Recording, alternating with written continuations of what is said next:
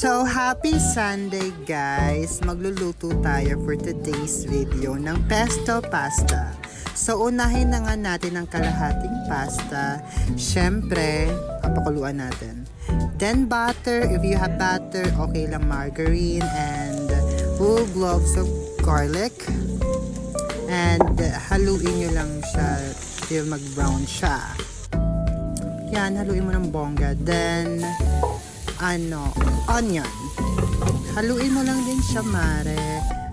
Then, yan, hintayin na mag-brown. Then, 2 can of century tuna, yung spicy, para meron kick. Kasi mas better yung spicy para mas ganado kang kumain, di ba? Then, haluin din natin siya ng bongga, mga Mars. I don't know the reason bakit super energetic ng salt, pero laban lang mga Mars. Ito yung hindi nawawala sa pagluluto ko. Paminta, yung pino, 2 pakete. Ha? Mas marami ako laging nilalagay niyan eh. Ewan ko kung bakit, basta di ko alam. Basta masarap yung pagkain for me pag maraming paminta. Then salt, lagay niyo yung salt, unti lang. Tansyahin nyo lang yung asin na ilalagay nyo. Then ito na finally yung cheesy pesto, yung magbibigay ng aroma at saka nung sarap dun sa pasta na to. Ito yung main ingredients niya actually. Yan, then lagay nyo lang siya. Actually, isa lang nilagay ko, hindi 2. Kasi sabi daw nila, pag 2 daw nilagay mo, papait na siya. Kasi nga, leaves siya. So, haluin nyo lang ng bongga mga Mars.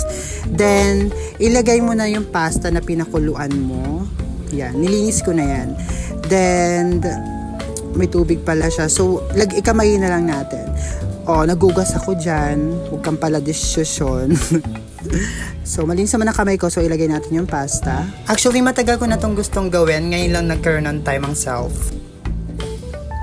Then, haluin mo lang din ng bongga mga Mars. And, of course, you need to make the halo ng bongga till matuyo yung sauce niya mga sis. Ganun ang proseso.